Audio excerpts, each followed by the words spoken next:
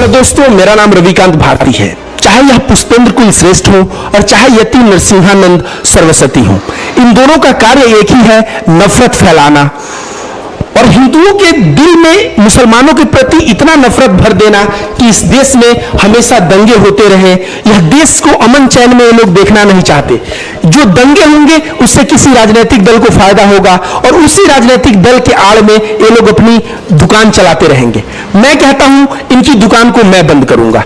ये लोग जो भी तथ्य कहते हैं वह तथ्य गलत कहते हैं, मैं उसका प्रमाण दूंगा। दोस्तों, ये लोग कहते हैं कि कुरान में ऐसा लिखा है, जहां भी काफिरों को देखो काफिरों की हत्या कर दो। और काफिर मतलब क्या? जो अल्लाह को नहीं मानते वो सब काफिर हैं। ये लोग कहते हैं हिंदुओं, जनसंख्या में जिस दिन ये मुसलमान ज्यादा हो गए तुम लोग काफिर रहोगे, तुम लोगों को भी ये हत्या कर देंगे, इसलिए इनसे बचने की जरूरत है। और इस तरह का बात करके यह दंगा कराने का कार्य करते हैं। आइए दोस्तों, मेरे पास आप देखिए कुरान, यहां कुरान है, यहां पे देखिए गीता भी मेरे पास है।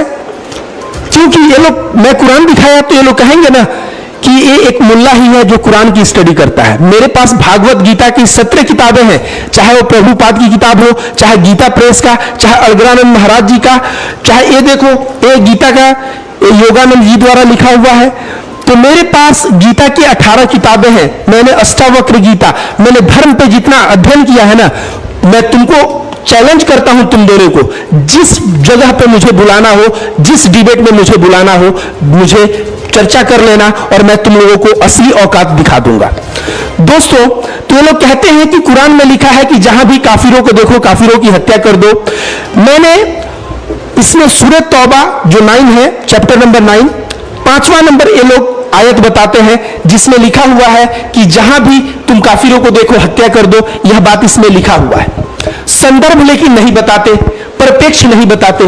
संदर्भ समझिए, जो मूसा साहब मक्का थे और जो मुसलमान थे उन दोनों के बीच शांति समझौता हुआ था। मूसा साहब मक्का इस शांति समझौता को तोड़ देते हैं। जब तोड़ते हैं तो युद्ध होता है और युद्ध के मैदान में कहा गया है कि काफिरों की हत्या करो। ये बताइए, कोई भी एक नेता रहेगा अपने सैनिकों से क्या कहेगा युद्ध के मैदान में? जाओ और दुश्मनों से अपना गला कटा के चले आओ, या कहेगा कि दुश्मनों की हत्या करो? तो यहां पे वहां मुस्लिम और नॉन मुस्लिम लड़ रहे थे, तो नॉन मुस्लिम के लिए कहा गया, दुश्मन को कहा गया कि उसका हत्या कर दो। अगले आयत 6 में कहा गया है कि अगर कोई काफिर आपसे सुरक्षा मांगे तो उसको सुरक्षा प्रदान करो ताकि वह अल्लाह के शब्दों को सुन सके, उसे सुरक्षित स्थान तक पहुंचाओ। इसमें इस व्यक्ति की दोष नहीं है, यह अज्ञानी है। तो यह 5वां नंबर एक लाइन पकड़ लिए और उसी को पकड़ के अपने मन का जितना भी गोबर है, भड़ास है, इस सबको उसमें डाल के और हिंदुओं के दिल में मुसलमानों के लिए नफरत पैदा करने का कार्य कर रहे हैं। ये कभी भी आयत नंबर 6 नहीं बताएंगे जिसमें लिखा हुआ है कि सुरक्षित स्थान पे छोड़ दो। और परिप्रेक्ष्य अभी समझिए कि भारत और चाइना का युद्ध हो, सपोज करिए, और प्रधानमंत्री जाएं सैनिकों के बीच और कहें कि जहां भी चीनियों को देखो उनकी हत्या कर दो। तो यहां ताजमहल देखने कुछ चीनी आए हैं, क्या मैं उनका हत्या कर दूंगा क्या? प्रधानमंत्री ने युद्ध के मैदान में सैनिकों के लिए कहा है, वो नागरिक घूमने आया है पर्यटक बनके, मैं उसकी हत्या नहीं कर सकता। या अमेरिका में मैं जाऊं और शॉपिंग मॉल में हमको एक चीनी मिल जाए तो क्या मैं उसकी हत्या कर दूंगा? बिल्कुल नहीं। तो बात, शब्द जो होता है ना, शब्द में दम नहीं होता, दम होता है उसके परिप्रेक्ष्य में। भागवत गीता में अर्जुन को भगवान श्री कृष्ण यही बात, ऐसा कहा गया है कि अर्जुन और कृष्ण का जो संवाद है वो अर्जुन को कृष्ण ने क्या कहा वो अर्जुन ही समझ सकता है। हम लोग तो पढ़ते हैं, हम लोग शब्दों को पकड़ते हैं, भाव को नहीं पकड़ते। वही बात है, ये पुष्पेंद्र कुल श्रेष्ठ जैसे लोग, इस नरसिंहानंद सरस्वती जैसे लोग, ये लोग क्या करते हैं? ये लोग केवल परिप्रेक्ष्य नहीं बता के मुसलमान ये करेंगे। मैं कहता हूं मुसलमान जनसंख्या में ज्यादा हो जाएंगे तो यही हस्र करेंगे, चलो ये मानता हूं।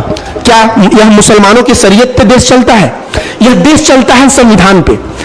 संविधान में पिछले 6 वर्ष 7 वर्ष से बीजेपी है। कभी बीजेपी से आपने सवाल किया कि न्याय व्यवस्था में इतना त्रुटि क्यों है? एक हत्यारा हत्या करके 10 वर्षों तक बेल पे घूमता है इस देश में। अगर आपका पड़ोसी आपके जमीन को हड़प ले तो आपके बाल पक जाएंगे, बूढ़े हो जाओगे, लेकिन खुद का ही जमीन आपको नहीं मिलेगा। यहां फैसला आने में 10-10, 20-20 वर्ष लग जाते हैं। क्या यह फैसला शुद्ध और त्वरित न्याय नहीं हो सकता? 6 महीने या 1 वर्ष में नहीं आ सकता? इस देश में जरूरत है व्यवस्था परिवर्तन करने की। बाबा साहब अंबेडकर ने कहा, संविधान के समक्ष सभी लोग नागरिक हैं और कोई एक नागरिक अगर हत्या करेगा तो उसको सजा मिलेगी, कोई एक नागरिक घूस लेगा उसको सजा मिलेगी, कोई एक नागरिक किसी के प्रति नफरत फैलाएगा उसको सजा मिलेगी। तो इस तरह का बात बाबा साहब अंबेडकर ने संविधान में कहा। पुष्पेंद्र कुलश्रेष्ठ और यति नरसिम्हानंद सरस्वती जैसे लोगों को संविधान से भी नफरत है। ये लोग संविधान को संविधान नहीं मानते। क्यों? क्योंकि इनके जो आका हैं ये आरएसएस वाले लोग बोलते, देश जब आजाद हो रहा था तो गोलवालकर कहता है संकीर्ण मानसिकता वाले लोग देश को आजादी मांग रहे हैं। वह कहता है देश को लड़ने की जरूरत है मुसलमानों से, सिखों से, क्रिश्चियनों से, देश को लड़ने की जरूरत अंग्रेजों से नहीं है। भारत छोड़ो आंदोलन में वह जो है भारत छोड़ो आंदोलन का विरोध करने वाले ये लोग हैं। ये लोग हिटलर को विष्णु का अवतार बताने वाले लोग हैं। हिटलर कहता है जनसंख्या में जो नाजी ज्यादा है उसी को रहने का अधिकार है, ज्यूस को मारो। ये लोग भी कहते हैं जनसंख्या में हिंदू ज्यादा है, मुसलमानों को रहने का अधिकार नहीं है, मुसलमानों को मारो, मुसलमानों को देश से निकालो। इस तरह का इनका एजेंडा रहा है। इस तरह के विचारधारा के ये लोग हैं। ये लोग चाहते हैं मनुस्मृति को भारत का संविधान बनाया जाए जिससे महिला शोषण, दलित शोषण और अन्य वर्ग जो कम संख्या में लोग हैं उनका शोषण किया जाए। इस देश में लोकतंत्र है, यह असंभव है। यह तो असंभव है ही है। भारत के संविधान पे मैं कह रहा हूं, अभी प्रधानमंत्री नरेंद्र मोदी और जितने भी जीते हुए केंद्र सरकार के लोग हैं, न्याय व्यवस्था में एक रिफॉर्म चाहिए। जरूरत है न्याय व्यवस्था में रिफॉर्म करने की। आप रिफॉर्म करिए, आप देखेंगे देश में हत्याएं कम हो जाएंगी, बलात्कार कम हो जाएगा और देश में बहुत चीजें बदल जाएंगी। इन चीजों पे ध्यान आप देंगे नहीं। और पुष्पेंद्र कुलश्रेष्ठ जैसा लोग ये हवा देते रहेगा कि मुसलमान से खतरा है, ये खतरा है, वो खतरा है।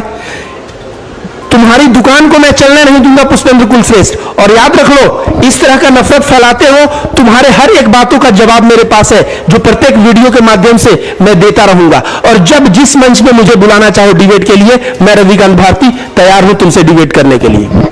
तो दोस्तों बातों को समझिए। अगर बात को नहीं समझेंगे, हिंदू और मुस्लिम में लड़ेंगे, फायदा होगा राजनीतिक दल को।